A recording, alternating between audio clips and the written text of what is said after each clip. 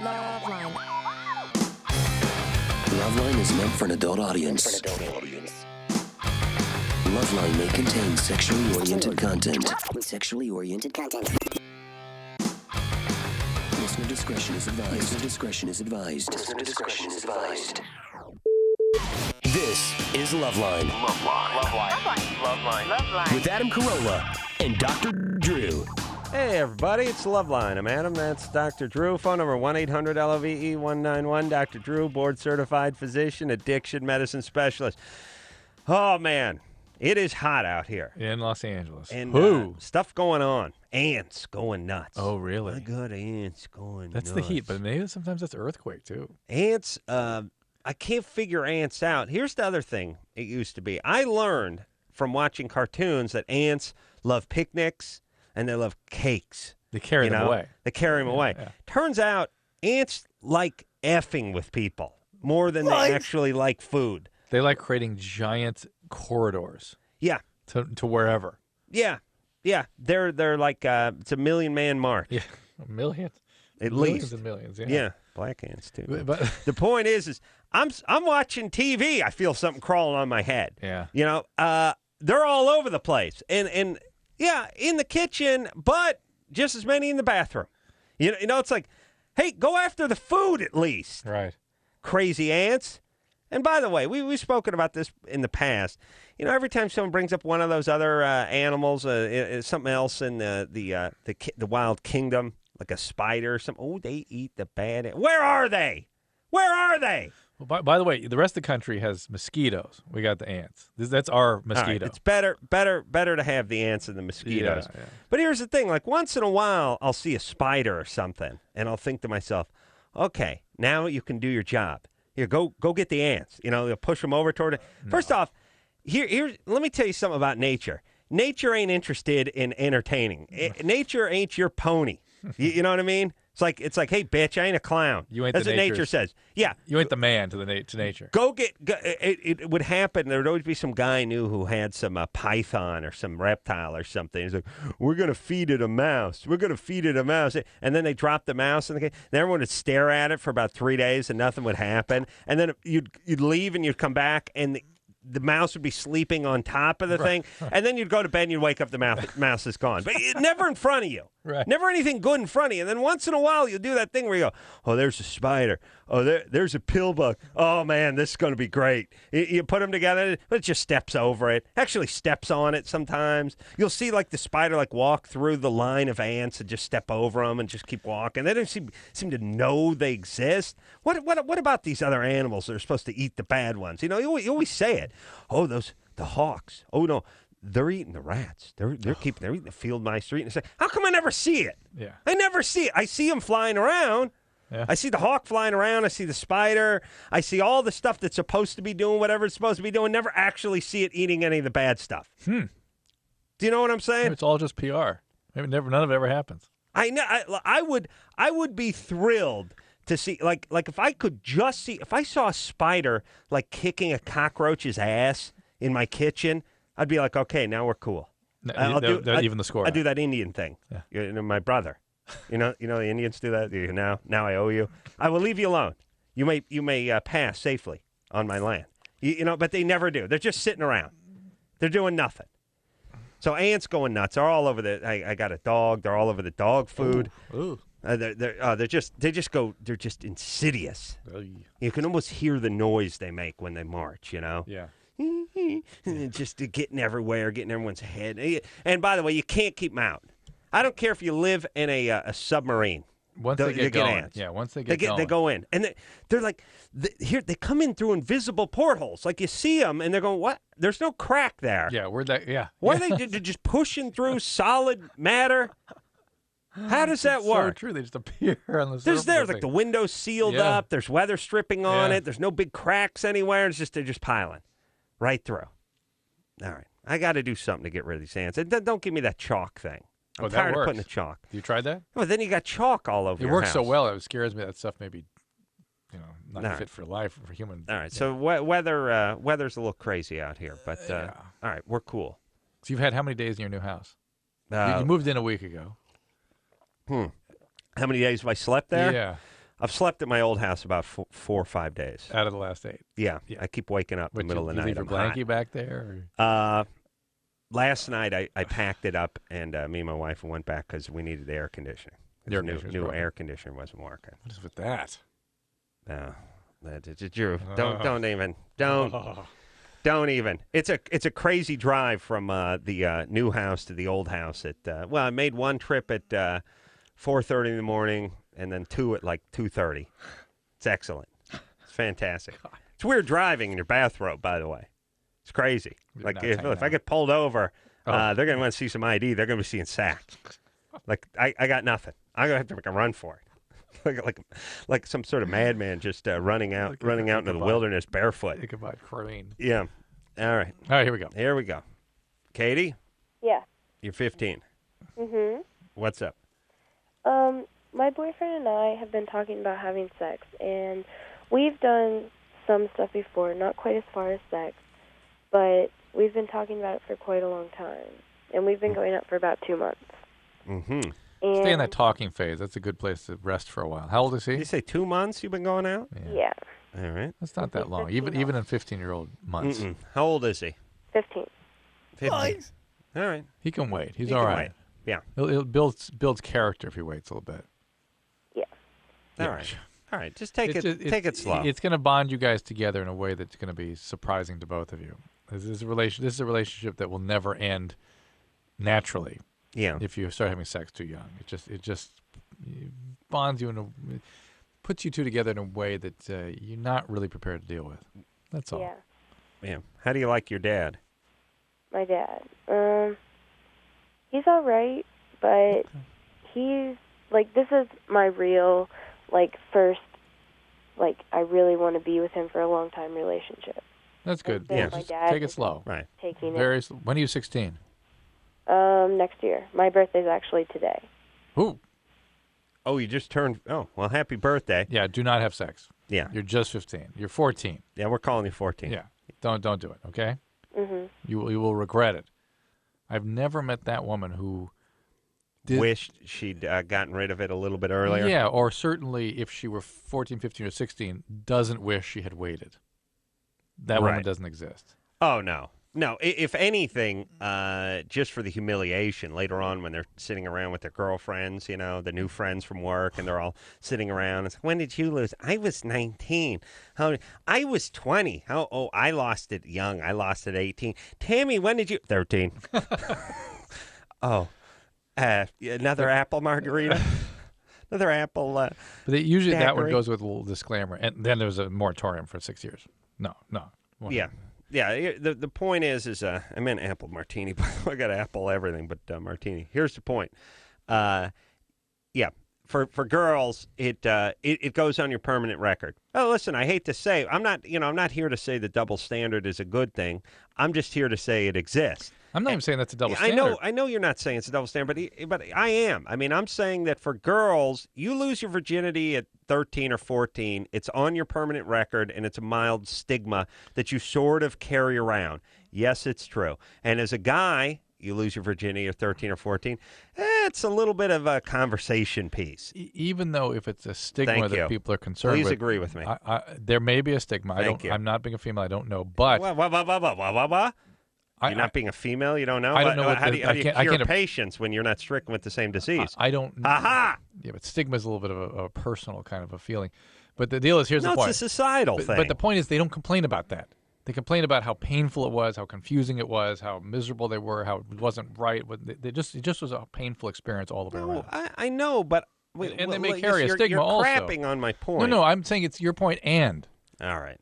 Didn't sound like that. I beg your pardon. So sorry. I'm sorry. Okay. That was because I did mean it is true. They don't enjoy it, but what I'm saying is you don't really enjoy it at 17 or 14 the first time out of the gate. You would enjoy it at 30, 34 if you did it for the first time then. Or for that matter. And there are certain things, and one day we should sit down and put together a short list of things that you sort of carry around with you your whole life. You have to sort of explain them to people. How about right now? All right. All right. What would that Let's be? work that out. All right. Well, for instance, for guys, sporting prowess, like at the high school level.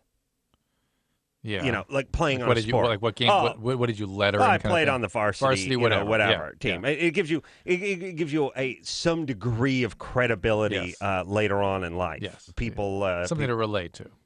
Yeah. Sort of, you can hang with the guy that's plays yeah. center. Although it does get marginally insulting, as people have heard me say 1,500 times on the show. I was first team All Valley football. No, never heard that. Have you heard that? No, Chris, have you heard that? First team All Valley. Had you heard that? Yeah. No, Okay. not second team. Not. First team? How many guys on our? How many guys on the North Hollywood High School football team were first team All Valley? You suppose? I was all CIF, but in the tiny little leagues. You The played itsy 8-man. bitsy. You really shouldn't bring that up.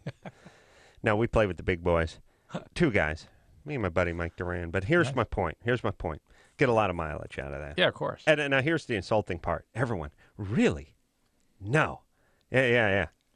You? Yeah. It's like you? Yeah. It's All Valley. All right. What? Okay. Now it's getting insulting. If you ask me like one more time, what was it? Some sort of like special team? Did they bang the drum in order to know when to snap the ball? It was like retarded blind kids, or this is regular kids. Yeah. Nice. Really? All right. So there's that. Insulting. There's also what All right, age? so what do- age a guy starts masturbating? Do something in sports. Right. That's a good thing. And again, you embellish. You just embellish the sports thing. But say you played on the Right. varsity Right. football or Yeah, track team or something like that. Right. For girls, virginity losing. Then masturbation for a guy, neither here nor there. The age he starts. You've mentioned that. That's on the record.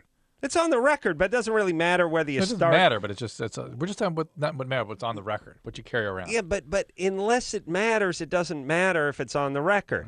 And I Brought know it it up. sounds It's been redundant. a source of humiliation for you. We brought it up many times. Well, I got started late. That's what I'm saying. And the nefarious circumstances. Yeah, but it's weirder when you have that weirdo that gets started 11 and a half. well, part of the record. That's the point. Okay. Right. Here's the thing. Right. But it's hard to control when that starts. Yes, for a guy, and that's why I'm not going to give him advice as to when to start beating All right, off. okay. All right. All right. So, little sports is good. You know what's nice for a guy? Beat a guy up in high school or junior high. One fight. Something you can embellish it. You have to lose it. Just to be Wait, in it. just be in it. Yeah. What happened? You're in the cafeteria, lunch line. Some kid tried to take cuts. It's good if he's another nationality. Unless you're like black or Mexican, I don't think you want to say white guy. Say another. See, if you're black or Mexican, say black or Mexican. And if you're white, say black or Mexican. But don't say white. If it doesn't, and never say Jew. You'll get zero credit. Zero credit. So the point is get no fight. For a guy, that's a good thing. Right. Yeah, there's a guy because everyone will trade stories. Oh yeah, this guy. How about degrees? The degree. Well, we're building up to that. All right. Better you should do poorly at a good college than do well at a decent college or poor college. Yes. You know what I'm saying? Yes, I know what You you're just say you went to Yale, you went to Harvard, you went to Princeton, and everyone just sort of looks at you, oh, wow, hey. They don't go like, well, what was your GPA or what was your emphasis? Or, they'll leave you alone. It's a stamp. Yeah, just try get into some college All right, people so have heard of. I'm with that. Best Sounds college. cool. Here's another thing you can do. Some sort of belt. Some Yeah, I was black thinking belt, about like that. Yeah, Taekwondo yeah. Some or sort- something well- like that.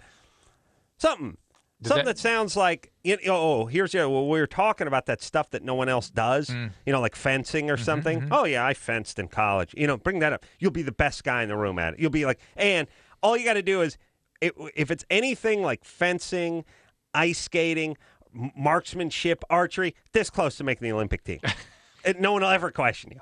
They're like, prove it. Let's see some documentation. Show me a medal. It's always just everybody. How many people were this close to, making it in some obscure sport? Right. They're in the Olympic selection process. Yeah, Right. Yeah.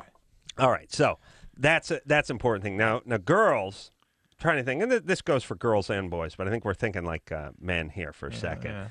Yeah. So you want to get in a fight.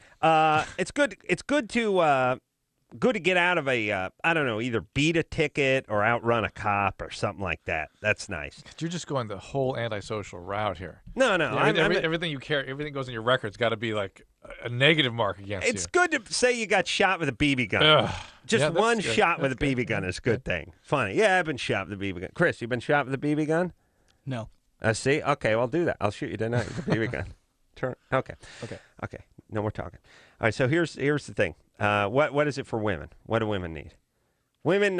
What age would they start menstruating? Oh, it'd be nice. They can't control I know, that, but Drew. that's the They can't record. control. Okay, here's a good thing for a chick. Don't bang the guy on your prom night. All right. That's a permanent record. Okay. It's a little slutty permanent record move that your husband's going to want The to know. only advice you're giving to women so far is how not to be a slut, Okay. and then where to go to college. Well, listen, women. That's what you're doing. Well, here's the thing about women. I mean, you know what I'm saying? What? Well, I mean, they don't get looked at with the jeweler's loop like guys do. They don't have to be that. They impressive. do by other women, though. Okay, here's what women have to do. They have to not lose their virginity before 13, and they have to not get fat. That's about it. See if you can not get strung out see what some on of some our drugs. female callers think about that. Maybe they'll have some more insightful things for us. Are you kidding? Yeah. No. We'll see. We'll No. see. No, look, women. They cannot get pregnant. Yes. Oh yes. yeah, there's a little permanent Tidbit, yeah. record thing, having a kid or two and not being married. They can single not get mom thing. Not get an STD. Not getting STDs, a nice thing. Not getting the HIV. That's always good. That's always a good thing. No, but think about little things like not losing it on your look. You can screw your boyfriend of 3 years on prom night, but the geek that just asked you 10 days before the prom, you can't have sex with him. No. It's going to piss your husband off, who's working to get in your pants for like 3 months, who you worked with like 10 years later. You know what I'm saying? There's a little permanent recordy things. Yeah. That's all. Jackie, Yeah. you're 14. Uh-huh. What's up, baby doll? Okay, well, first of all, I want to say I love you guys. But my question, I heard that, if you use a vibrator too much, you can, lose sensitivity. That's true. Is that really true? It's not usually not a big deal, but yeah, you can. I mean, and usually it's not permanent, but you can desensitize yourself. How often would you have to use a vibrator for that to happen? I'm not sure there's a number on that one. Yeah. I'm currently conducting a study in my basement. Oh, really? Yeah. On women or yourself? Both. Just everybody. Everybody. Because how vigorously you use it, how frequently, how. We're factoring all that in. You got little big graphs in your base. It's crazy. Test tubes and oscilloscopes. things bubbling, dried ice bubbling out of beakers. It's huge. Yeah. So Jackie, it's just until you feel the sensitivity going down, that's when you might want to back off. Whose vibrator are you using? Well, it used to be my sister's, but it's mine now. Oh, she went off to college or jail? Well, she's a lot older than me. She's married and stuff now. So. Oh, that's nice. Did she bequeath this to you, or you sort of found it, or how did this go? I sort of stole it. Oh, really? She wondered where it went. She asked around the family. Mm-hmm. How'd that go? Imagine that conversation. That doesn't creep you out just a little bit? Chicks are. By the way, Jackie's versatile. Yeah, but chicks normally are weird. Like if somebody it's like when I'm taking a leak in the sink. That violates. No, they're like, no. oh my God, I brushed my teeth out. All right, Your Highness, I'll rinse it out. I brushed my teeth. Yeah, I understand. Whatever. But you're saying that the using somebody else's vibrator is even more of a. More than peeing in the sink. No, I mean once in a while, like I'll wipe my ass with a sock or something like that. Women will be like, "Oh my God." Maybe these aren't great examples. Point is, you blow a loogie into the sink or something, and so it's like, "Oh my God, I have to that dish. I have to." Yeah, the dish had goulash on it last night. It's gonna have clam chowder on it tomorrow night. You wash it. It's no big deal. You saying you take hocks up at the dinner table? You just what? lay them out, lay it on the dinner. Where? The point is women are normally squeamish about that kind of stuff. Jackie's good to go, though. The vibrator, just idea that something that was inside of her sister. Well, doesn't freak you out? I can't get my own because I can't, I'm too young to. This is get a one or matter of anything. necessity here, Adam. This is Jackie is inventive. Okay. I'll tell you what you could do. Mm-hmm. What? Well, like when I was like in junior high, I think, we used to go buy beer. And we would buy beer. We'd like wait out front of the liquor store.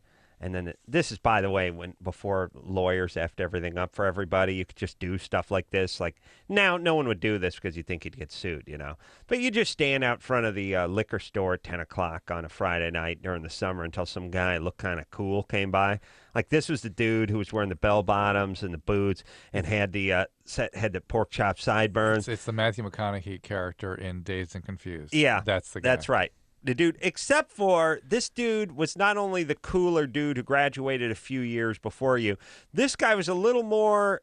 He was probably like 10 years before, not 2 years before. Very much a stoner, overweight. This is the adult, and it didn't have to be overweight. This was because he could be spindly too. Yeah, as a speed guy. This is But usually it's the guy buying a case of beer. It's just the dude who on a Friday night is buying a pack of Winston's and a pack of Mickey's Big Mouth, and he's getting a sixer of Mickey's, and he's heading back to the apartment to watch a little porn, and you head him off at the pass, and he doesn't have kids of his own. Yeah. He could be in his 40s. He doesn't have a kid, and it's like, hey, dude, could you buy me a 6-pack of Schlitz? He's more interested in the money you're going to give him. Like, huh? What? Oh, you hand him $5. Oh, yeah, whatever. Like, almost a little confused as to why you're not buying it yourself. Right. Strolls in, hands you the sixer. Never any change, by the way. And then splits. You could do this as a girl with vibrators. You stand out front of the naughty bookstore. Just wait for somebody to... Wait for some dude. Same dude. Same dude's heading in. Because he goes by a liquor store, gets the 6-pack of Mickey's, gets the pack of Winston's, then swings by the Venus Fair, picks up makes a quick pit stop at one of the booths, and then I'm home. getting this really uncomfortable feeling of disgust. Yeah, it's a tough world. There's no doubt about it. It ain't pretty. I just report on it. The point is girl could get a vibrator that way. Could also get one via mail order, but you'd have to guard the mailbox. You don't want that baby showing up when your folks are home. Oh, my God. Yeah. Okay. All right, let's keep on keeping on, Drew. Yeah, here we go. Oh, here's the whole thing about being scrambled with a vibrator, by the way. I don't think you damage any nerve endings. It's just you get used to a certain thing, and that's what you get used to. You actually can. I don't know if you damage it permanently, but you can change the nerve ending function a little bit. All right. And there's something called the jackhammer operators get that. Yeah. Stacy? Yeah. 22? Mm-hmm. What's up? I was actually working at a party this weekend. It was like Saturday night, and I ended up hooking up with a couple of guys there. Couple guys. Working at a party? Yeah. I'm a stripper. Oh, okay. And Hold on. You have the voice. Yeah. Hold on a second, Stacy. Yeah. All right, now don't go anywhere, because we got to take a quick break. I was just thinking we needed a visit from him. It's been a little while. Huh? Yeah. Phone screener Brian, do not hang up on Stacy, because we're going to take a quick break. She's a stripper. She's working a bachelor party, I guess. Some kind of party. Hooked up with a couple of guys. It all sounds good. Oh, boy. Talk to her after this.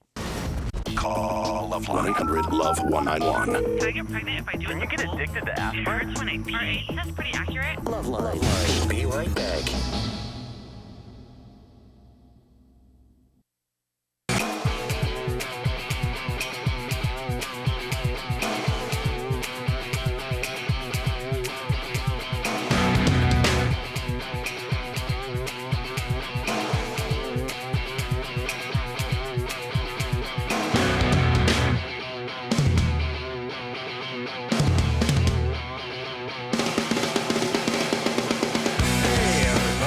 LoveLine. I'm Adam. That's Dr. Drew. Phone number 1-800-LOVE-191. All right. Let's get cranking. What do you say? Oh, cranking. Uh-oh. Crank Yankers tomorrow night. Well, Tuesday night could be tonight. Oh, we're Some people hear the show on a day delay. Yeah. 10:30 on Comedy Central. Favorite show. All new season, Drew. Crank Anchor. Oh, I can just close my eyes and picture that young chap. Couldn't you, Drew? All right, let's get back to Stacy. Stacy is 22. She's an exotic dancer, yes, Stacy? Mm-hmm. Mm-hmm. And were you working at a bachelor party last night? No, it was just some guy's party that I would know. So. Oh, you got that. Oh, that sexual abuse. Oh, you voice. didn't hear that voice? I did, but now it's I heard it becoming right clear. out of the gate. I did too. I thought possibly now I'm hearing it loud and clear. Was it a regular party or a bachelor party? Just a regular party. Oh, really? What do you do at the regular parties? Just like it was some guy's birthday, so. Birthday party. Yeah. Do you strip? You do the... Yeah. What do you do? Mm-hmm. Strip. Do you play And then- games? What's that? Do you play games? Not too much. I mean, whatever they want, really. I'm there for them. But you don't do the, like, we're going to do the around the world or the feed the kitty or the golden waterfall or mudslide, which is... I don't know if you've ever had that mudslide, Drew. Not any of that, I'm happy to say. You will vomit. Hey, I got a fanny pack. Some goes to blow. Businessman's lunch Tuesday from noon to 5. Candy State Street. I got to get a gig. I got to get a gig at a club. All right, so you just you stripped. And it's just you and the big black dude who carries the boombox and makes change and is the bouncer guy? Pretty much, yeah. What's his name? I don't want to say. Oh, okay. Just his first name. Come on. Norm. Arthur. Arthur. All right. So he comes. He's like your security, right? Yeah. And hello, I'm Lucius. And you show up at the party, and you get naked, right? And then what happened where you had sex with somebody or two people? I was doing private shows, like in the back room or whatever, and I ended up hooking up with like a couple different guys. In the same, one one of after them the was other? like, what's that? One of them was like what? One of them was like really rough, and so like I'm still sore. Like I feel like I got cramps and like it feels like bruised down there. Like, and that was Saturday night. Well, wait a second now. You take the guys. So then you do that thing. You dance for all the guys at the party. Right. And then you do that thing where you go like, hey, you want a private, you guys can have private sessions where we go into the master bathroom. And you sit on the toilet and I give you a lap dance. But if you're a little naughty, you actually have sex with some of the guys. But do you charge them? Yeah. How much? It's like $50 for every private. $50 for every every private show. Right, I'm hip. But then what about the guys who get to have sex with you? Do you have to pay extra? They give like extra tips. Oh, just an extra tip? Like, I mean, I make some serious cash from that. Like, Hey, she's not a prostitute, man. What are you talking about? No. Well, hold on a second. What dare I'm you, saying how is dare you want to get a private dance, you pay $50. All right, so you go into the guy sits on the foot of the bed and she does her thing for 10 minutes, but she actually bones you. I mean isn't that a bump? A little has boner penalty or hazardous duty or something like. You get that? I'd be. And by the way, when each guy pays $50 and you go back there and they're like, "What happened?" and one guy's like, "Oh man, I beat off so good in the sink after she left," and the other guy's like, "Hey, I screwed her." That other guy, first guy's pissed, outrage. Stacy? yeah. So you don't charge for the sex? Not really. I mean. You need an agent, my friend.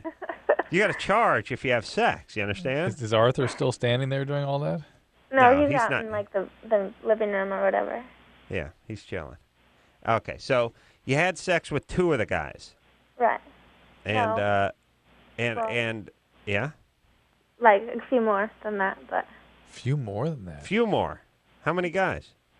6. 6. Yeah. Out of how many? There was probably 15 or so there. Unacceptable. Now, why didn't you have sex with the other 9 guys? It just, I don't know, it just didn't happen. Do you have to be attracted to the guy? Yeah. I mean, yeah.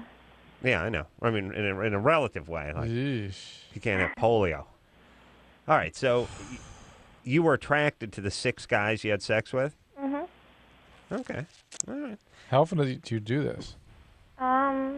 Once or twice a week. And that's prostitution, right? Well, she's not charging. You're not charging, right? No. All right. Now, so at $50 a session, and you had 6 guys, how many guys you give the private session dance to? Like probably 8. All right. So yeah, there's $400, right? Yeah. All right. And you get to keep all that money? Yeah. Oh, okay. That's a decent living. Yeah. Meanwhile, Chris over here gets $10 an hour for Don't you want to hear what kind of watching me- horrible ritualistic abuse you had to go through as a kid? Yeah. You're not interested in that.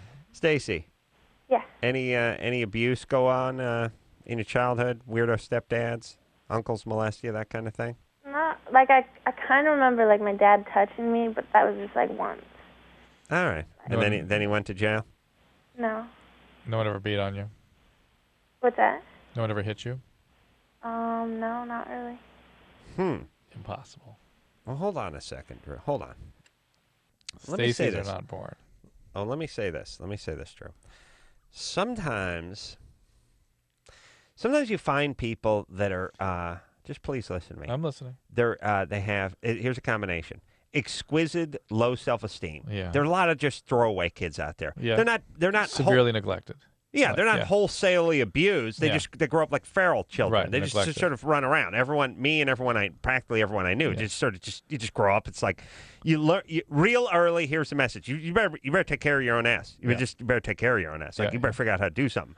All right, you mix that. So you mix that sort of super low self-esteem kind of mixed with this weird sort of street survival thing. Like I got to look out for number one. Mixed with just stupid, just kind of dim. And no real sort of moral compass. You throw addict in there and you get that. You throw addict in. All right. Stacy? Yeah. You addicted to anything? I drink and I smoke marijuana a lot. All right. All right. So what did now your parents got divorced when you were younger?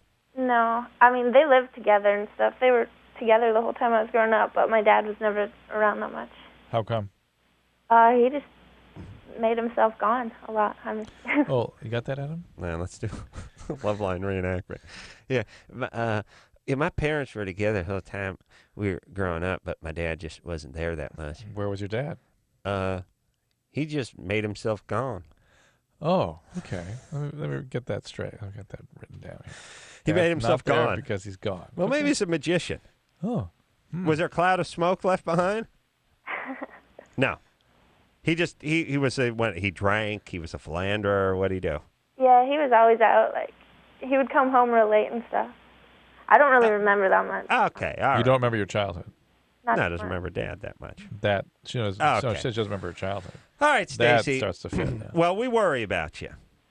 And you're complaining about vaginal pain. No kidding. No Yeah. S. You need to get regular pelvic exams. You could have an STD. Who knows what's going on? More traffic than the LAX passing through that vagina. Yeah. Let's get the bomb squad. Stacy. Yeah. She's lucky the fire department didn't close it I down. say close down Terminal 7 here. Let's go. No, it just mean over occupancy. Oh. There's still too many people in it. Fire marshal come in, close the place down. This vagina's only made for 100 guys. You got about 150 dudes in here. Yeah. Yeah, she will get. By the way, something. speaking of the permanent record, total number. you know what they ought to have? They ought to have a vaginal odometer. Because when you're buying a used car, I mean that's what you're looking at, right? What's the reading on that? People can get under the dash though and change that. Well, that's the other one too. Is like I've probably been with a few chicks like 12,000 miles, not bad. It turned over. Oh yeah, that's 212. It's turned over twice. Yeah, it should be an odometer. Yeah. All right. Vagometer. All right. Stacy. Yeah. Boy, it's going to be hard to tell you to stop doing this, and I don't think you're gonna. But how about you just stop having sex with the guys? Yeah. Could you do that? Yeah, I could try that. Yeah. Yeah. You're putting yourself in very serious. We worry harm's about way. you. We really do. Really, Stacey. Come on. Yeah, go ahead and keep the dancing going. Save Of course. Save that money. Yeah. Save the money. I mean, and, he still gets the $50 for the private dances. Those guys aren't going in there expecting to have sex. That's the whole thing too. She's calling from Cincinnati. Maybe I think there's different expectation levels in different parts of the country. Right. Because I tell you, I watched that Hookers on the Brink show, Yeah. or On the Edge, or whatever it is, like this HBO special, and it's like the guys in the car. And it's like, yeah, how much for BJ? And the chick's like, that'd be $15. Come on, baby, you got to do better than that. I'm thinking, $15. I give the guy $20, gives me a ride to the airport. All I get is a handy.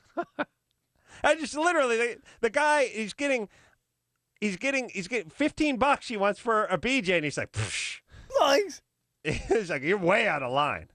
I mean, I could see paying $9 for a great, maybe if Princess Di came from the grave and gave me a Hummer, I could see maybe then like $12. Nice. But $15, what, $20 for sex? Oh, come on now. Yeah. So I realize in different parts of the country things vary a little bit. I think Vegas, Los Angeles, New York, plan on spending a couple dollars if you want actual intercourse with a stranger. Well, here's another stripper who wants to follow up on that. Michelle, Yeah. you're 19. Yes. What's happening? Okay. I just had a comment about her. Like, honestly, you're gonna be sore after 6 guys. And I'm a dancer myself, and I do not sleep with any guys whatsoever at any of my parties. I do one-on-one shows, and they ask for sexual favors, and I will leave, and my company totally backs me up on it. And you don't need to sleep with you'll people. do what? Well, hold on. They'll ask for sexual favors, and you'll do what? If they I'll say no, and if they continuously ask or act rude towards me, I'll leave, and my company backs me up on that. Because that's prostitution, you know. And of course your coochie's going to hurt after 6 guys, honey. Thank you. you. And in how long of a time? And I make just as much, if not more money than she does, and I don't sleep with guys. Now, how does what do you charge for the private dance, by the way? I charge about 50. About 50. And how long does that go? A couple of songs, 10 minutes? What is it? It's about 10, 15 minutes. 10, 15. Now if fanny pack, ponytail, fat bucket-headed guy with a jawline carved in with a beard. Shoot me. All right. I'll tell you, that guy gets laid, though. That guy gets laid because it's always, you know what he does? He swoops down like a hawk on the chicks that are broken up with their boyfriends. You need a ride home? You want to ride home? Yeah. No, Mark? Yeah, he's a prick. I never liked that guy. You could do better. You want to come to the apartment, do a bump of coke? You want to do some coke? No. Yeah, that's how it works. You want just a little bump? Go up there. And then he just swoops. Then he gets laid. He gets a little. And hopefully her boyfriend had sex with some other stripper, so it's like a little payback time. You know what I mean? All right. Fabulous. Where's did Michelle go? No, I'm still here. You're talking to her. Michelle? Yes, I'm still here. Okay. Heard the phone drop. $50. Now, if you like a guy, let's just want to get into it with the strippers for a little bit here. If a guy's cute, if you're into the guy, he gets the 15-minute dance, right? It's just kind of like, I don't know. It's not really if you like the guy or not, as much as it is. If you like a guy. Yeah, it's not as much as if I like the guy or not. It's just. Hold on a second. It's what? I can't figure out if the phone screwed up or that's she her. screwed up. It's No, her. but part of it is the phone. Part it's of it doing is that that thing where it she's drops not, out. She's not finishing her sentence. She's not. And by the way, it would be such for a guy, it's such a no-brainer. Like if there was some bachelorette party and, there's a couple super hot, tight chicks there and a couple of blobs, and you had to go into the back room and whatever, you'd give the half-assed 5-minute super abridged, lap dance to the big fatty you brought back there, right? And then the hot chick got back, and she get the marathon one, right? It would just be easy. Chicks. I don't know if they don't admit it or they don't think that way or they no. Well, they're all business. Michelle, I do think that way. Okay. Thank you. Yeah, if you got a guy you're attracted to, you're gonna give him a little better lap dance, right? Yeah, definitely. All right. And what do you do? But I would never. Yeah, I don't you give out never my do phone anything. numbers, or I don't give out my phone number, my personal line. If they want me to come back, then I give them the business line. Right. Well, I never sleep with anybody. Right. Unless Charlie Sheen comes pulling up. And once you get a celebrity, you got to do something. No, Yeah. I don't think and so. She's calling from Riverside, so I'm sure you got the A-list out there. You got like Clooney. But the point, the point is, all right. So you shouldn't have sex with the guy. This is all business. You make your money. You have a boyfriend? No. No. No. Well, then what is? No. So what's wrong, by the way, if you gave a lap dance to a guy and he was an attractive guy and you liked him? Why wouldn't you give him your number? I don't know, because I don't mix business. I don't mix my business with my pleasure. She's trying to negotiate boundaries in a situation that's pretty troubled already. And her thing is, well, this is where I draw the line. So she has to meticulously, fastidiously hold the line there, but it's an arbitrary place. No. Yeah. Believe me, I could send half the guys who've been on this show Just send like Jeremy Piven over there or something. He'd get a BJ. Right, and so that's the point. It's that she claims to hold that line, but it's a weird, such a weird, bizarre line to hold. It's such a boundaryless situation already. Yeah, you meet a nice guy, give him your number. That's all I'm saying. All right, we're taking a break. All right, we'll take a quick break. We'll be right back after this. Call LoveLine 1-800-LOVE-191. Can I get pregnant if I do it? You get addicted to aspirin? R8, that's pretty accurate. LoveLine. Be right back.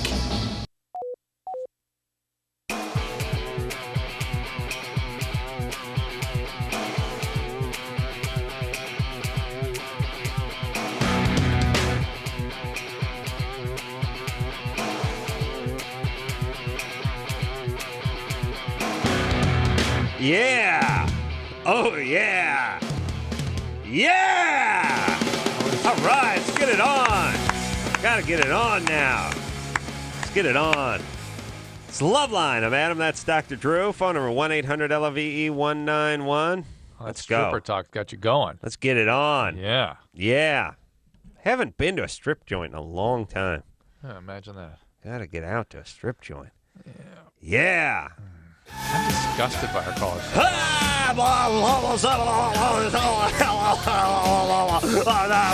I can tell you, but I'd have to shoot you. Show me a love, gentlemen. Put the 20 on there. Make sure and tip Ahmed in the bathroom. Business man's lunch. 300 girls are at martini night. Buying that mini bottle of champagne. Show me appreciate. Plenty of parking. Hot dogs and dogs. Draft beer, nickel. Wow.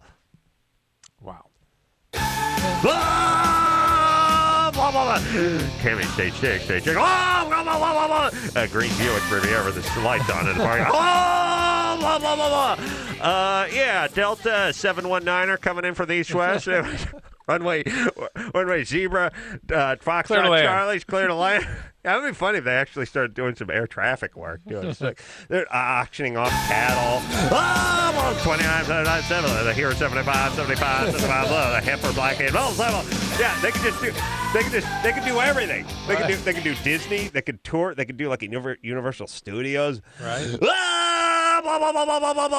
House they filmed Psycho and the Jaws. Yeah. Yeah. Perfect. Yeah. Right. Here we Here's go. Michelle. Here's Michelle. 22. Yeah. Michelle. What's happening? Yeah. Hi. What's up? About 6 or 7 months ago, I noticed this small little, like kind of a lump on my the outer part of my vagina. And I know I haven't had sex in over a year, or unprotected sex anyway. So I was wondering what that could possibly be. It's a smooth lump? It's, I don't know, and I noticed 2 more this morning that are kind of coarse. The other one is smooth, but the 2 that I have now are kind of coarse. Well, a coarse little raised area is a wart usually. So smooth areas can be cysts. But, Michelle, we'd only be absolutely guessing. You've got to have somebody examine that. Why wouldn't you? Yeah. Because I don't have health insurance right now. Go to Planned Parenthood. There's lots. Go to county health services. Just get a pelvic exam. Yeah, okay. county. Would a wart show up after almost like 7 or 8 months without having sex? Sure. I mean, absolutely. Absolutely. Okay. What about that Bartholin's gland, Drew? What about that one? Yeah, Bartholin's gland down there, they can get inflamed. And maybe a Bartholin's gland cyst. Could be a cyst. But if it's a coarse feeling or feels like a wart, it's a wart. And that's something that needs to be taken care of. All right. Let's talk to Anthony. Anthony? Hey, what's going on, guys? You're 22. Yeah, hi. First of all, I'd like to say I love you guys' show. I watch or listen to it all the time. Thank you. Anyways, I just had a question. I've been dating this girl for probably like a month now, and everything's going well. I really like her. But I've been finding out from her friend that she has had like a little bit of an abusive past. So I listen to you guys a lot. I know you guys always talk about that. That they look for that. Who looks for that? You know what I mean? Like, are they typically if a girl has an abusive past that they are attracted to that type of guy? Oh, I see. They're looking for more abuse. They're reenacting the abuse. Yeah, exactly. Yeah, so that can be. What should I look out for? By the way, an abuse victim either is the victim or the abuser. So some abuse may be coming your way. Yeah, or both. Or both, Oh, really? back and forth, yeah. Yeah. Well, chicks usually the abused and the abuser as the guys, but then women will end up doing. Believe me, the kind of abuse that they'll deal out is going to be much more devastating over the long term. Yeah. You know what I'm saying? Yeah. Yeah. No, she was the abused. What happened to her? Nothing physical that I know of, but her friend's telling me that her dad was really, I guess, all her life been really verbal, just verbal abuse, calling her like a slut and stuff like that. Yeah. And I don't know. I mean, I really am really interested in this girl. I really want to date her. I just don't. Expect a little trouble. Go ahead and do it. Yeah, definitely do it. Hang in there. Stay Don't get her firm. pregnant. Don't get her pregnant. Realize that if you do start getting close to her, that's when she's probably going to sabotage this. Yeah. When you actually do get close and good feelings start coming, that's when she's going to do something to blow it apart. Where's my Just bourbon? expect that. And just even get her to hang in. It'd be good for her if she could. All right, we're going to take a little bit of a break. You know what I like most about the Labor Day weekend? What's that? And just vacations in general is listening to talk radio and hearing the replacement guys that have on like at midnight on Labor Day. And they're like, yeah, this is John Chalmers with real estate and religion on the line. You call in. You have any questions about religion or real estate? Or hair replacement. Stuff knocking over in the background. A guy talking. It's like Quaalude type cadence. And you think, wow, yeah, this guy gets on the air. Chris, that's what you should be on. That's what you should be doing. Holiday replacement? Yes, on Christmas. I want you. If Christmas falls on a love, is it always on the same day? No, no. Yeah. It could fall on. It could fall on a work day for us. Oh, yes. Yeah. All right, you fill in for me. Sweet. Okay, we'll take a quick break. We'll be right back after that. All right, guys, here's the deal. You looking to hook up, sick of wasting time with the wrong person? One call's all you need to make. Call the Dateline. 877-889-DATE. Call the Dateline. 1-800-LOVE-191. Call LoveLine.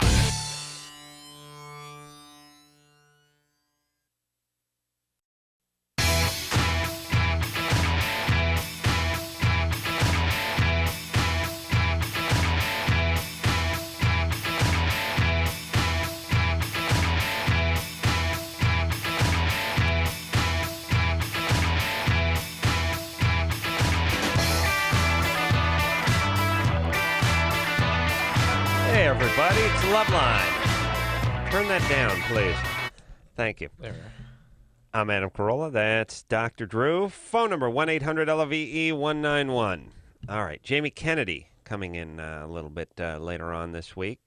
Beth is on the horn. She lost her virginity. Guy dumped her 2 weeks later. Oh, that's heartbreaking. Beth? Yeah, I'm here. What's happening, baby doll? Okay, well, we've known each other since 7th grade, and we hooked up one night after I got in a fight with a boyfriend, and we Hold went on, me and you, or is this some other guy no, you're talking this about? other guy, the guy that broke up with me, that I lost it to. Yeah, I got so excited for a second there. All right, so we never hooked up? Oh, no. No, we never hooked up. Oh, okay. Well, whatever. Keep going. Okay, so I hooked up with him that night, and we ended up going home together and stuff. And Me and you? No, I'm sorry, me and the guy. Let's call him Greg. Okay, all right. Well, you keep saying we. You keep saying we ended up, I'm and so I'm like, sorry. oh, cool. I kind of figured Must have been you guys drunk. would- All right, Okay, so well, you and Greg, whoever he is. You went home together. What does that mean? Well, it was really late. My dad, he has this rule: if you're not home by 3 a.m., don't bother coming home. This isn't what he had in mind, by the way. But Drew has the exact same rule, except for you have to move 3 a.m. up to 9 p.m. That's right. And then you have to be craps himself and calls the National Guard. Absolutely. Other than that, exactly the same, Yeah. yes? Yeah. Kids aren't home by 9 p.m. Crap Crap myself. yourself, call the Air National Guard. That's right. Amber Alert. Yeah. Beth? Oh, by the way, Get all those freeway signs lit up. Out here, we got the. Okay. Okay. Okay. I'm not going to launch into this. Yeah. I'm not going to go sick on something. But here's the thing. I'm going to finish with Beth. Yeah. And then kids, strap yourselves in and prepare for a hippo flop-sized rant. Of what? Oh, those freeway. But Amber Alerts, the freeway. signs, yeah. And by the way, they got out here, and maybe they have them nationally. They have these Amber Alerts. When a kid is missing, they flash it on the freeway sign. It was named after a young girl, obviously named Amber, who was taken away. Couple problems. A, you can't name it after a chick whose name is a color because you hear like Red Alert and like Code Orange and that kind of thing. Mm-hmm. Amber Alert sounds like, well, it's not quite a Red Alert. But just Amber. Amber seems weird. Yeah. Even Amber, just a name. I mean, Amber's a fine name, but when you do an Amber Alert and then it starts bleeding into all this terrorism thing, like, well, we're in orange or we're in yellow or in amber, we're in fuchsia. It's a little weird when you hear the Amber Alert. But the point is, the second one is doesn't there got to be one for dude too? Like when it'd suck if your young son Bobby was abducted and he got the Amber Alert. Well, now the color starts to have more meaning. The color is better now, but that's the chick. That's why you left it Amber. That's when a chick is abducted. They need Yeah. I hate to say, but a young male needs to be abducted, and we need the male. The Ben Alert. Yeah, the Ben Alert sounds like something you rub on sore joints. Okay. We'll work on that. All right. Beth. Yeah. You're 17. Yes. I'm sorry. So, we went home. So your dad said, if you're going to come home after 3 a.m., don't come home. Yeah, because he has to be at work at 5. So, I mean, if I wake him up, he just gets all cranky and stuff, and my bedroom door is very loud. Right. I see. It has a squeaking thing to it. So usually if I stay out late, I'll just go home with friends. Wait, your bedroom door is very loud. Yeah, well, it like when you turn it. Yeah. How about you grab a little WD-40 and squirt it on the hinge? By the way, this is hold on a second. I've now learned, because I'm married, this is beyond the realm of possibilities for any female to do something like that. My wife does stuff like that. Really? Yeah. Check for penis next time you guys get in bed. All right, Beth. Anyway, so you went went home with this guy? Yeah, I went home with him, and we told his parents and stuff. So I slept next to him, but we didn't do anything the first night. Wait, you told his parents? Yeah, we told his parents that I would be spending the night. What, when you got home at 4 a.m? Well, yeah. I mean, like, we called from the movie theater before we got home that late, and we Susie's told them coming to spend the night, planning Mom. on. Again? Dad, I'm gonna need some water soluble lube, and some condoms, soundproofing. And which room is the quietest room in the house? some Pop-Tarts because I like the carb load before I drop mine. You know what I'm saying? Yeesh. All right. And so you slept over. Did you have sex with him? No, not the first night. All right. We ended up hanging out a lot after that, and then finally, like, we went to the beach one day. After the beach, we just ended up, I guess, getting in the mood, and it happened and stuff, and it was awkward. Oh, we got in the mood. Oh, Beth. All right. So you had sex, and now what? He's blown you off? No, actually, we don't talk at all. We haven't talked for 4 months. And Hold on, let's do a reenactment. Right. So Beth, he's blowing you off? No, not at all. No, we haven't spoken in 4 months. Never. We don't. We don't even look. We look down when we walk. But he's not past blowing it. you off. No. I get it. Well, wouldn't he have to be, like, talking to me in order to be blowing me off? Well, no, I mean, blow off is about not responding. You had sex, and then you didn't really talk too much after it. Well, it didn't happen, like, right away. It wasn't, like, a silent thing right away. It was kind of, like, slowly. I just started, like, not looking into his eyes, and he stopped even walking the way around me, and just completely ended. Okay. Stop walking the way around her. I thought she was going to start singing. I have to interpret that. All right. So anyway, you had sex, and you broke up. That's it. Yeah. There you go. The thing is, too, is his friend came because he kind of isolated himself from everybody. He wasn't talking to anyone when we were going out, and he was always around me, and he was always saying, like, come over, like, I miss you. And I would always think, like, he's going to get tired of me. And one day his friend Ryan comes over, and he was with Ryan the whole time, and I was, like, asleep. And later on the night, I was going home, and on my way home, he was like, I got to talk to you. And I was like, okay. And he was like, I'll talk to you tomorrow. And I was like, okay. And then he ends up breaking up with me the next day. And that very... All right. Look, this isn't Tiger Beat. I had to follow. Come on, it's challenging. You know what I just started picturing? I just started picturing a collage. I say you. Like a girl putting a collage here, like cutting out pictures of. I was watching you listen to her, and I was imagining like a giant Egyptian trireme with somebody like a guy row. Yeah, That's where that's you all were. it was. You were in the galley. I was just in a galley. There's a fat guy with studded leather belt. And he was just cracking his whip. pounding Another on a guy drum. Boom, sweating and boom. pounding on a. Hey, and I was slave ship. Just Yeah, that's what I just saw. rowing. Yeah. Yeah. Yep. Yeah. I saw that thought That's all I bubble could over your hear. head. And I just completely drifted off. I, on the other hand, was fascinated by the nuance of the story. As a right. puckish satire of contemporary mores. I particularly like the cameo appearances. I don't get what. All right, so what happened and who cares? I guess he ended up calling days after that when we got back together again. And then finally one day I flipped after having sex with him. We had sex kind of a lot. And I kind of told him, well, I don't want to see this anymore. Like, he's acting really awkward. And I told him, like, I can totally tell that there was somebody else that he was kind of attracted to or that he started talking to or something. How old is and he? It ended up, he's 18. All right. It ended up. I'm sorry? It ended up. It ended up being to where I think I found out later on that there was, like, a girl he hooked up with. But at the same time, I was hooked up with someone else, too. So it didn't bother me at all. It gets better, Adam. Come on. Bro. Hey. All right, what's going on? I'm about to smash my skull in with this Carrot Top coffee mug. I had to put myself out of my misery. Like, was it bad that I had sex with him right away? Was that maybe... No, that has nothing to do with... Learning experience. It's nothing to do with why it didn't work out. It didn't work out because it didn't work out. Right. And by the way, nothing really is that bad if you learned something from it and don't do it again. If you were 14 and learned a horrible lesson for a painful cost, that's different than 17, 18. Yeah. This is sort of normal stuff. Yeah. The guy was having fun, not that India. Or he was. It sounds like he was. He was obsessing with her, and then it just didn't work. It sounded like they were just not meant for each other. I like her dad's policy, though. If you're going to come home after 3 a.m., don't come home at all. Like I said, crap myself, National Guard. You want to hear my dad's policy? Don't come home. Grown up? No. Here's what it was. Huh? What? Adam, who? Who? What? What policy? Over what? Why should we have a policy? I think every time I left the house, my parents hoped I didn't come home. That was their policy. Yeah, their policy. Yeah. I'd be like, where are you going? I'm going over to Tom's house. I'll be back. Don't worry, I won't be back too late. Oh, no. Stay. Enjoy. Yeah. Eat some poison. Yeah. You sure you don't want to join a cult? You hear that Jonestown is awesome. How did you miss that? Yeah. You been to French Guiana this time of year? It's beautiful. It's paradise over there.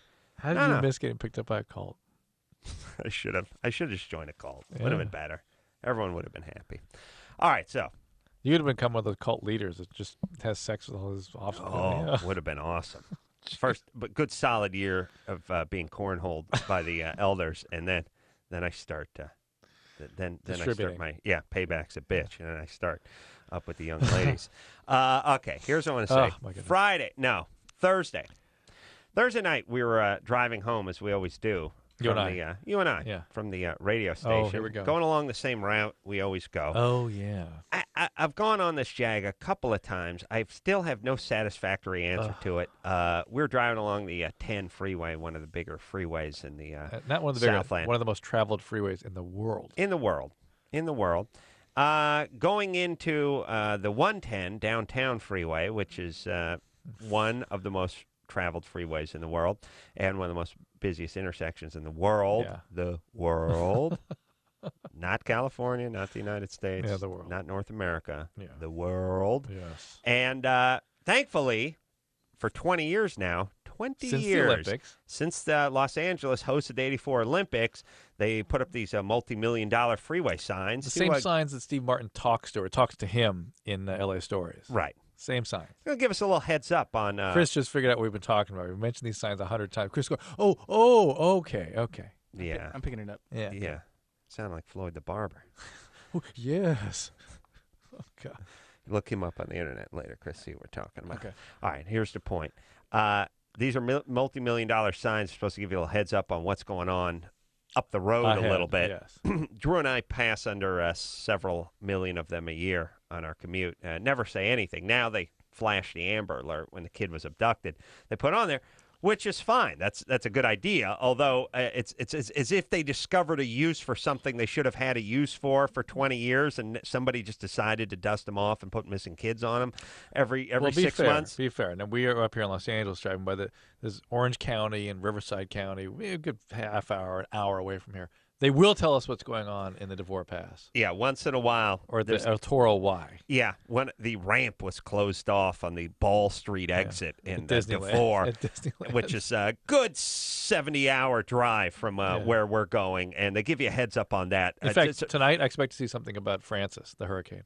I think there will be something about road closure. Here's the thing. In Florida. They closed the goddamn 10 freeway when it went into the 110 This is on Thursday night. They could have put the stupid thing on the sign that said, hey, dear tards, attention tards, in the next 2 miles, the freeway's going to close. You might want to take action. You might want to get the hell off the freeway instead of just heading to this bottleneck at midnight. No, parking lot. Parking lot because they stopped the freeway. Nope, never is. Just run right into it. And as I've said many thousands of times, why can't we work this out? How come nobody's ever accountable? I have cops in here. I yell at them all the time. What's going on? Who's in charge? They laugh at you. Well, that's run by a division of Caltrans, and they don't communicate with the highway. Yeah. What? Can we get somebody on any of this stuff? Really? This is how it works? Got $1 million sign that's going to tell you what's going on in the freeway, but they'll tell you when the goddamn freeway's closed? What goes on in here? How come nobody's ever accountable for this? Well, why aren't there things telling you on that thing nightly telling you what's going on? And for Christ's sake, when you close the goddamn freeway, the next freeway you come up to in the next 2 miles, put it on the effing sign so we'll get off. It boggles the mind. It's like they're taunting you with this ridiculous sign they put up there that costs millions of dollars. And I want to know, has anyone ever seen anything on that could pass as useful information in the 20 years those goddamn signs have been up there? Is there anything?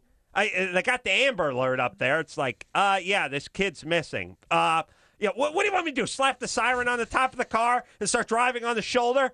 That's it. I'm going after this kid. I could see, like, I'm just driving down the freeway. I'm heading into work. Uh-oh. Kid's missing. I reach in a glove box. I grab the siren that Starsky and Hutch used to. I slap it on the top of the car. I pull an e-brake. I whip it around. Now I'm going into traffic, but I'm driving on the shoulder. I reach back under the seat. I pull the sawed off, and I do that pump. I pump it with one hand. Oh, yeah. I'm going to bring this kid in. Yeah, that's great. What am I looking for? It's a cream-colored Camry. All right, I'll get right on that. What's the kid? Oh, the kid. I like when they give the weight of the kid. Just say he's a 5-year-old. I don't need the 43 pounds. I don't know what kids weigh. I don't have a scale. I mean, if he's morbidly obese, say it. Like, if he's 5 and he's 210, let me know. Other than that, just say 5. I don't need the weight. Oh, what am I going to do, by the way? I found the kid. It said 43 pounds. This guy's going about 39. I'll put him back. Couldn't be him. I know everything else matches up. Dental work, the prints, everything else. But you see, he feels a little light. I thumped him. The camera was brown, too, so it couldn't be. Yeah. That's the only thing they ever put on these goddamn signs. Just when you close the freeway, put it on there. Who's in charge? Who do we get to talk to in this town about any of this stuff? Oh, what's wrong with L.A.? How come when you go to other towns, they seem to like have things? What's wrong with L.A.? There's like too many legals. It's too big. What don't we have here? Is it populated with too many people from different lands who really don't care? Too decentralized, maybe? I really do. Here's what I really do feel like. I really do feel like Los Angeles is a rental car. That's what it is. You look around. You can't find a person that's from, you barely find people from the country. And if you do find people that are from this country, they're from Pittsburgh, they're from Michigan, and all they want to do is talk about their beloved Steelers or the Philadelphia Eagles or whatever their team is. And they want to go back, and all they do is, Boston. You've been here for 22 years. You came here when you were 9. Can you get over the Boston thing? See, that's it. Nobody cares about L.A. Everyone just sits here and talks about the Sox. That's it. What did Anderson say? Oh. National show? It's a national show, man. Why you gotta make fun of Pittsburgh? Oh, shut up. What are does you that talking mean? about? No, it's a national show. We're talking about you're talking from like North Hollywood. Let's talk national. Come on. Anderson's high. I'm so high right now. It's just give me a break right now. But honestly, Adam, come on. And we're not broadcasting just from North Hollywood. It's from all high. over. Yeah, I'm so high. Come on. What are you doing? Are you smoking pot? I'm smoking crack tonight, but no, what come are you on. doing? It's, the Pittsburgh Steelers are something you should respect, and it's people. Yeah. Don't mess with Pittsburgh, please. He's a Pittsburgh. Yes. He's a Pittsburgh, Penguin everything. guy. Yeah, Penguins and Steelers. Penguins. Yes, please. Anderson may be high. Penguins. I'm a little high. What would you do? Smoke some reefer before you came in tonight? Corolla, come on, dude. Really, it's just the show does not come from just North Hollywood. That's what I'm saying. Anderson's high. I'm sending a little high. I'm putting a life, sort of a preserver. helicopter- Please no, throw out one, Drew. Please. All right, Anderson, don't ever interrupt the rants. Okay, but you know it's But a rant, tonight's okay. dude. Tonight's Come on. okay. Tonight, it's Labor Day. Come on, we can do it. But it's not just what North Hollywood's got a team. No, they don't. So let's just not make fun of the rest of the teams. Pittsburgh Steelers. Okay.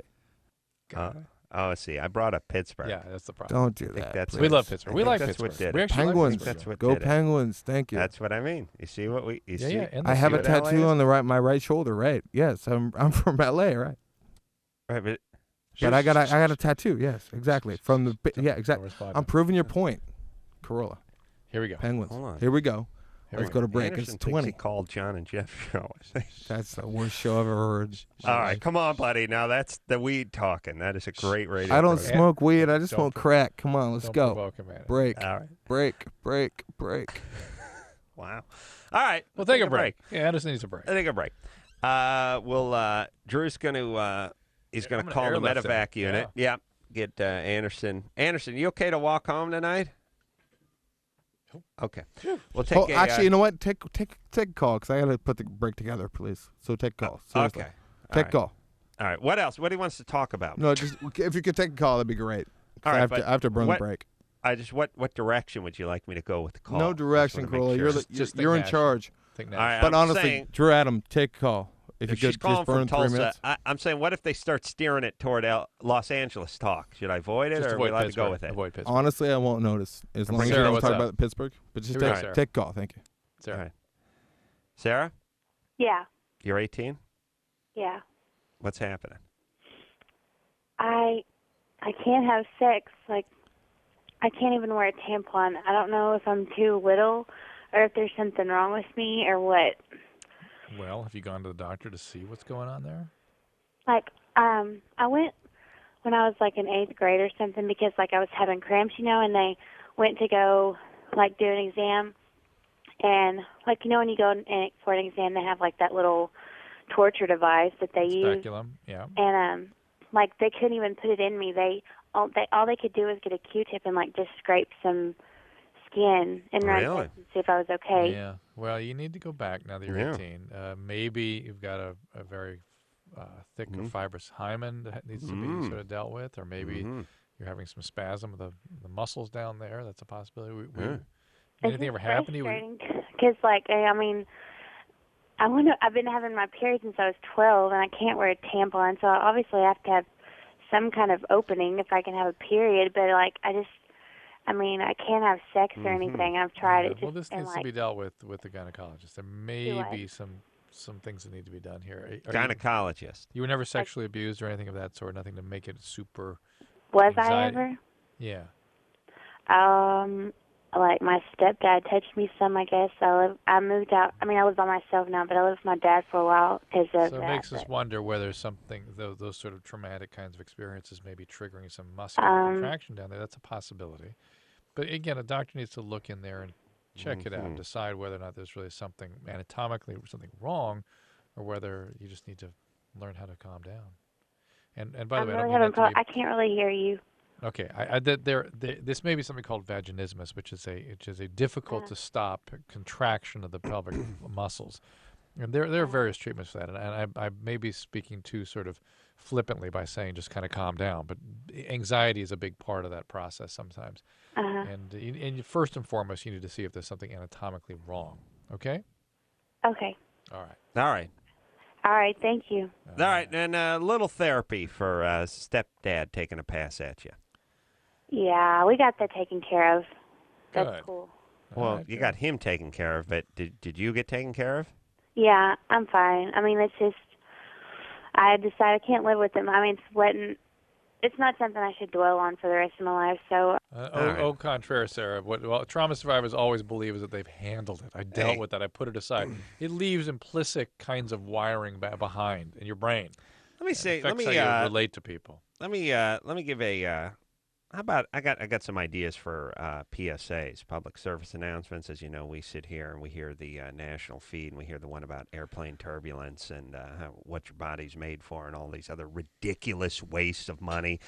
We're just basically just deluged with advertisements against secondhand smoke and stuff. How about a little PSA that says, if you got diddled, you need therapy? Yeah. Most of the people who get screwed with, either verbally, physically, or sexually, don't even seem to know that they require a little therapy, or they're going to go through the rest of their lives not only destroying their lives, but we're going to be responsible for them as a society. And their kids. And their kids. How about that? Not interested? Or is airport laptop computer theft at the top of the trouble pyramid? Why don't the public service announcements have any correlation to life? Forget the public service announcements. How about the way... How about the politicians? How about anything? Yes. But anytime you turn on the news, right in the middle of an election year, do we ever hear anything about anything? So far, all I hear about is John Kerry. Either he was on a PT boat, or he wasn't, or his crew liked him, or they didn't. It's like, what the F are you talking about?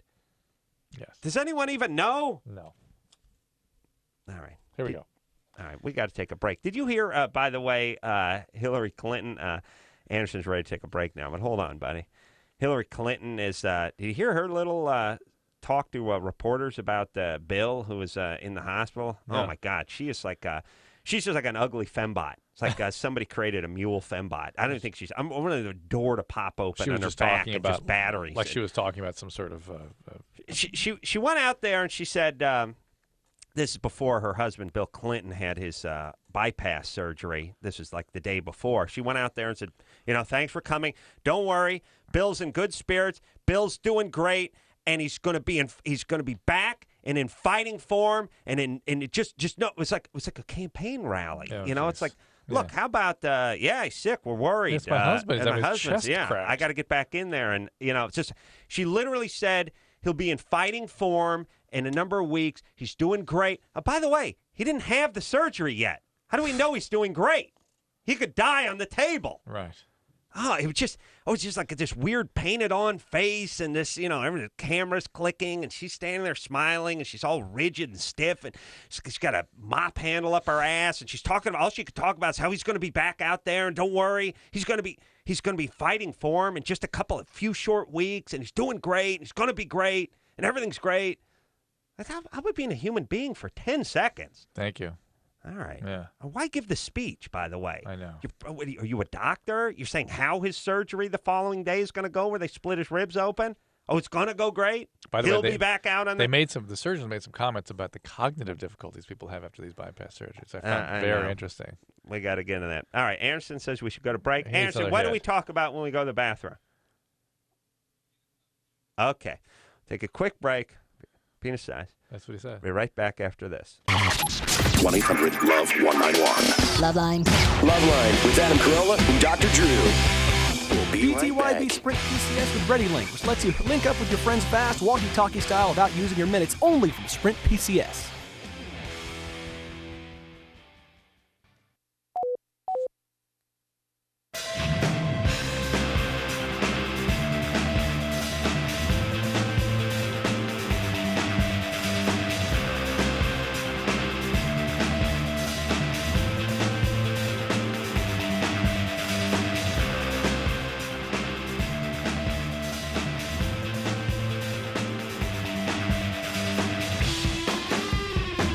Hey, everybody. It's LoveLine. I'm Adam. phone number, 1-800-LOVE-191.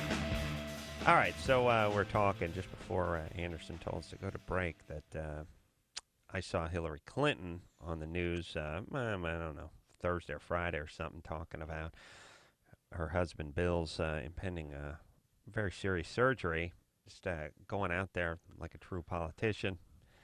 Literally said BSing. He's going to be back in fighting form in no time, that he's doing great, all pre-surgery. It's the kind of stuff you would talk about after the surgery if everything went well. Well, first of all, surgery, he was just before surgery is when he was in a fair amount of danger, because you can't be sure he's not going to have a heart attack while you're sitting around waiting for the surgery to go down. Right. Then there's the procedure and its inherent risks, and he's still in trouble. You know, you may if he starts going south tomorrow, you know what that's from?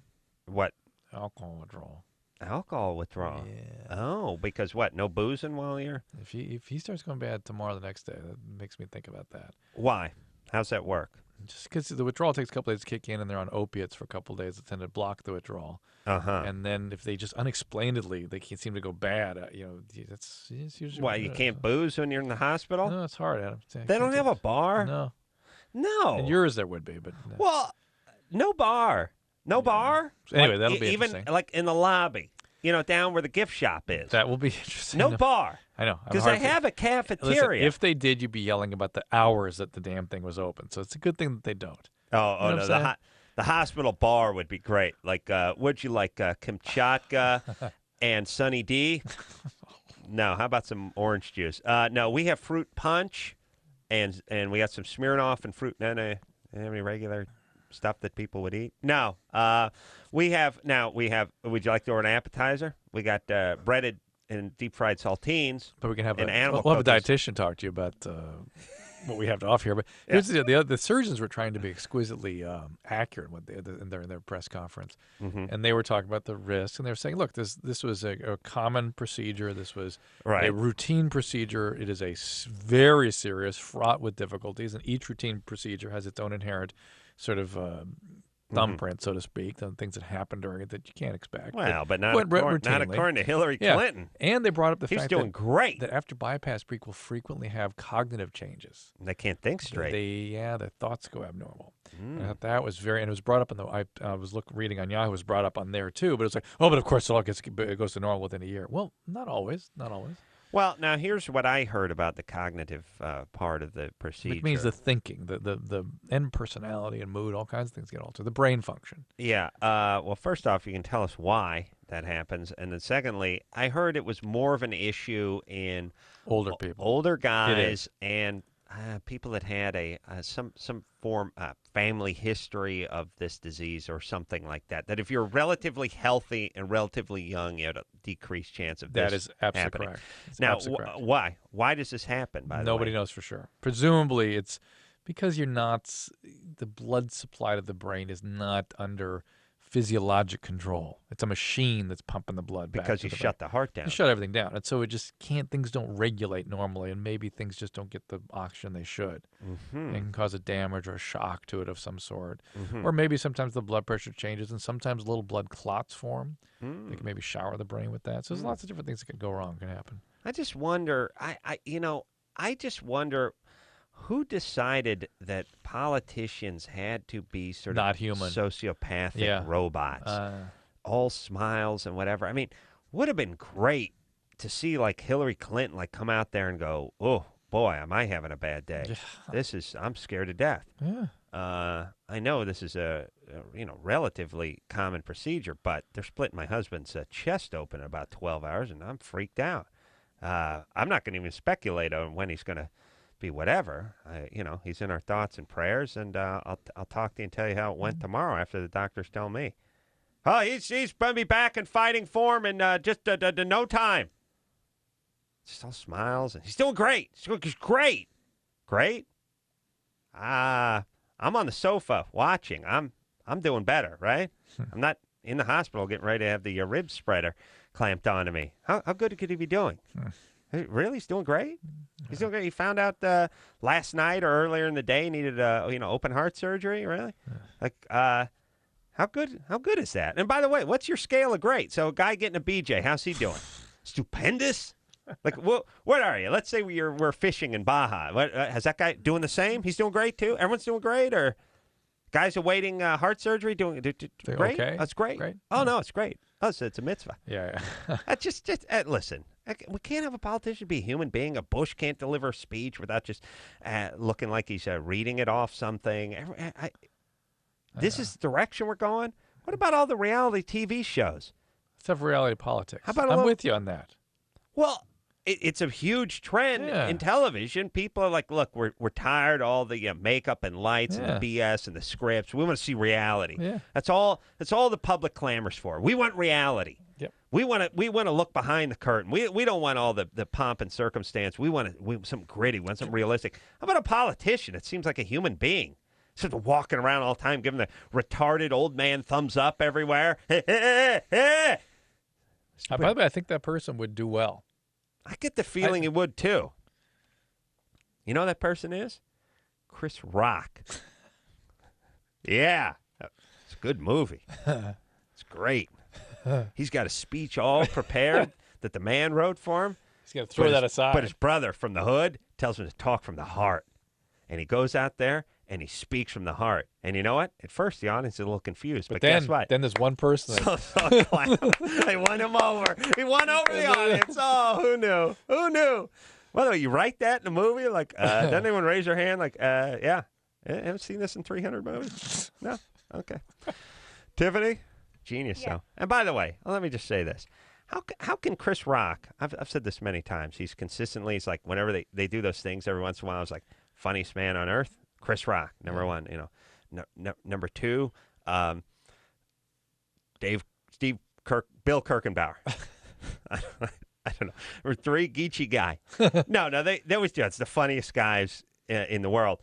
Chris Rock always gets number one. How many unfunny movies do you have to put out before you get dropped down to number two? How many flaming turds do you have to release before you get knocked off the number one funniest guy in the world perch? I think Chris Rock's stand-up is real funny. Don't get me wrong, but how many crappy, unfunny movies do you got to crap out before someone just drops you down to like two? I can see you haven't figured out that cinema business yet. I am. I got to work on that. Tiffany? Yes. You're 20? Yes. What's happening? Well, I have been having sex for about a year.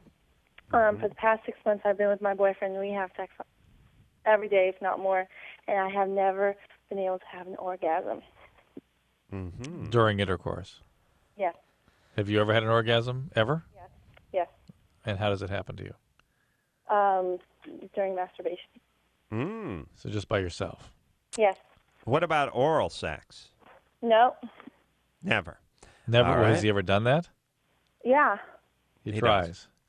Yeah. Well, that's how it's going to happen, Tiffany. That's how it's going to happen. Yeah. It's not going to happen with intercourse, that's for sure. That's the road you must travel, the oral road.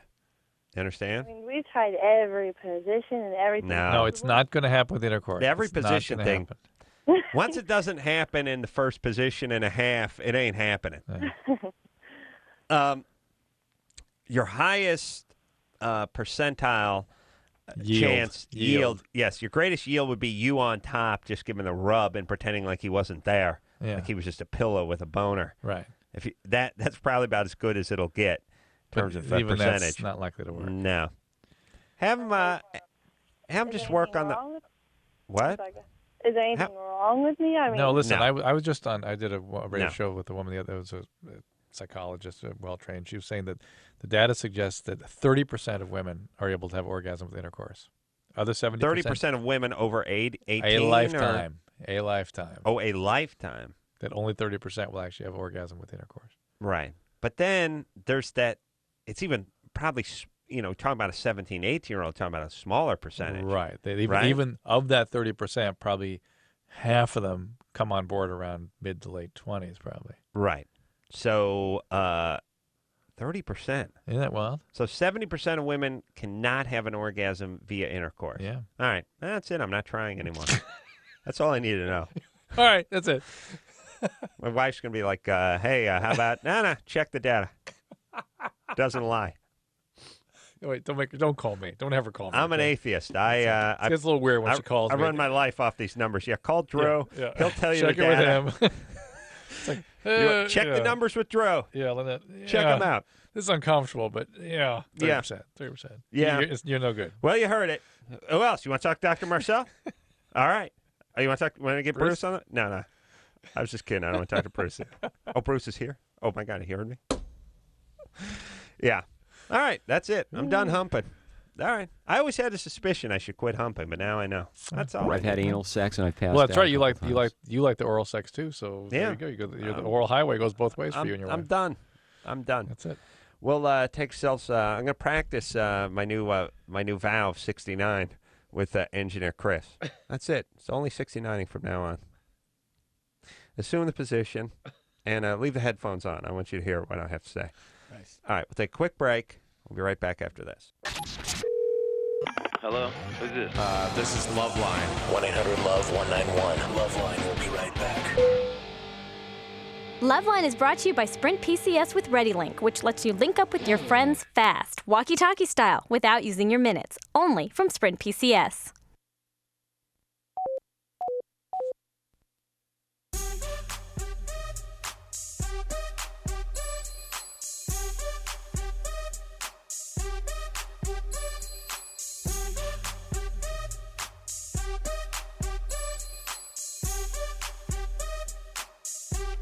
Hey, everybody, it's the LoveLine.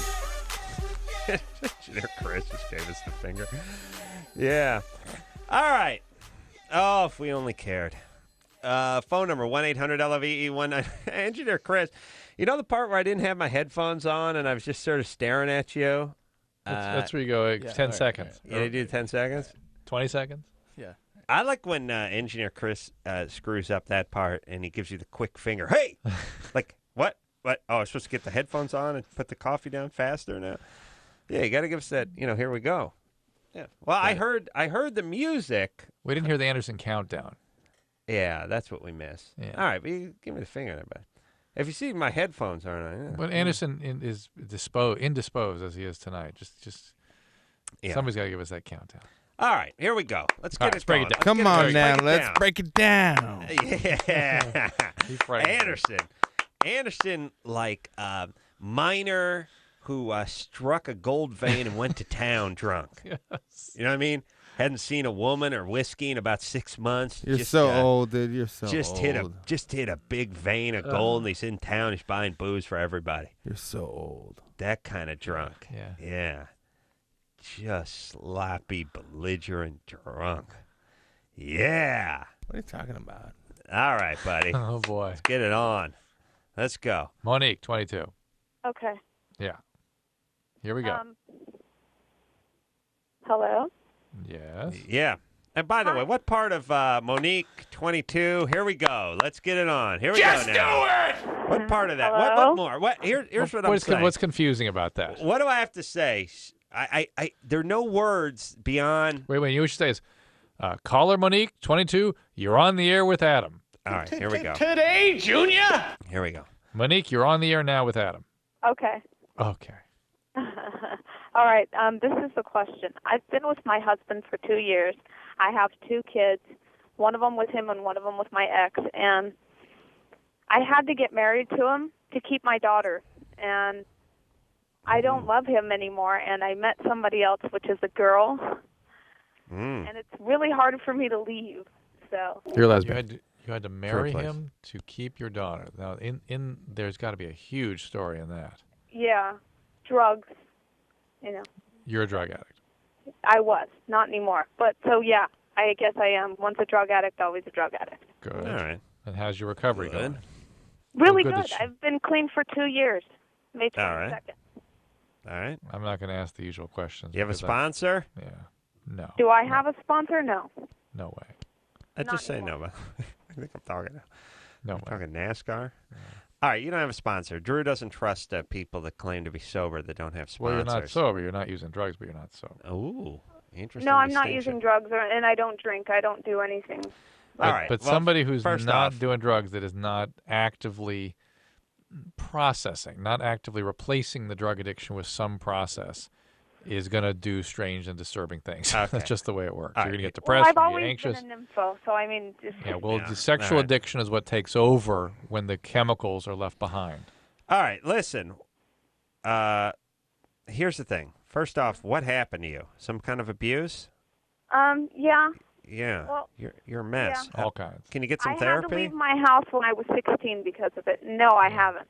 No. Well, listen, just the program, Monique. all right, just stay with the program. And look, two things. Quit crapping out kids, for Christ's sake. You're 22. You have 2 kids, one with 2 different guys. You're a mess. You're abused. You never got any help for it. You're not fit to parent because of your past. Because And what you're calling "I love somebody new" is not really love. It's some sort of an infatuation, some sort of an arousal, gratifying experience that you have, some sort of chaos you need, perhaps. But here's what you got to do: do not leave your husband. Yeah. You need to cater. Well, but just listen. You got to create a stable environment for those kids. That is your job now. That is your life. You have 2 kids. You're responsible for 2 lives. That's the priority. And in order for things to be healthy for them, you have to be in a solid program of recovery. So you got to go to NA, get a sponsor, start working steps, and some of this sexual addiction will hopefully stop as well. All right. Monique, doesn't sound exciting. It's not exciting. It's not exciting at all. Can you? Here's but it's more nourishing and more satisfying. On behalf with of your stuff. children and society, can you stop acting out and start taking care of yourself? Yeah. All right. Good. There you That's go. all we need to hear. And that's the best we can do. Again, back to my public service announcement thing. Yeah. We don't want to give a heads up to anyone who is just abused and molested that they're going to need a little therapy before they start crapping the kids out. And that's not a focus of our society how about, whatsoever. by the way, the health problem of our time, which is the drug addiction? Just a little bit about that. Yeah. Where have all the children gone, Drew? Yeah. Now we gotta worry about secondhand smoke. That's a first-rate killer. Yeah. That's what we need to focus on. And once we lick smoking on the beach, then it's time to focus on the wholesale abuse that's going on in this country of the young kids. But first, we better really zero in on laptop computer theft, because that's laptop computer at the airport, and then of course the number one killer of this Seatbelts. country's youth. Air turbulence. Air turbulence. Yeah, of course. And anyone who's flown knows that rarely do you take a commercial flight in the United States without carting at least a couple of body bags off of each plane. Because your body's not meant to withstand airplane it's made turbulence. for rollerblading. It's made for childbirth. It's made for Football. bad food. It's made for football. But no, it's not made to fly. Yeah, no. No, And no. It made not about fly. Turbulence. Well, as you The know, flying parts totally. They would agree with that. Yeah, as you know, Drew, speaking of football, professional football teams take commercial aircraft oftentimes and fly commercial-style aircraft from, place to place. They during lose the at least course of the 3 season. players each time. When they're talking about the injury report on any team, DL. the people that are on the injured reserve list, that's from flying. Of course. That's not from what happened on the field. It No. couldn't possibly, because your body's made For football. but not the flying. Right. There you go. Yeah, Not really. not the airplane turbulence. Let's just use your logic for 1 second. In the history of the NFL and college football, in the billions of miles flown in between Michigan and Nebraska and all San Diego going out to play the Giants, ever one player lost to turbulence, or as opposed to the hundreds of thousands that went down on the field? Think about that for a second. That's your example? Really? All right. That's what we got to focus on, though. All right, so it's all focused on that. We'll take a quick break. We'll be right back.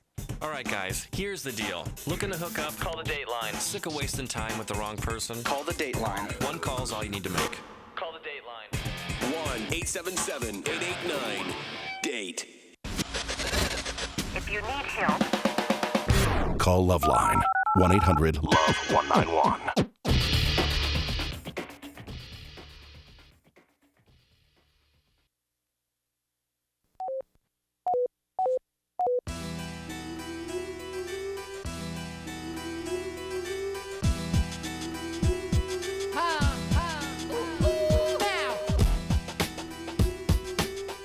Well, that's it, everybody. That's the show. God bless you for tuning in tonight.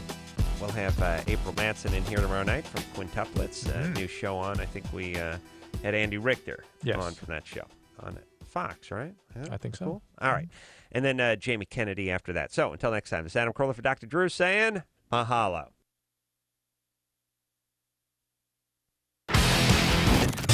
This has been LoveLine. LoveLine. The opinions expressed on this show are not necessarily those of the staff, management, sponsors, or this station. The producer for LoveLine is Ann Ingold. LoveLine is a presentation of Westwood One Entertainment.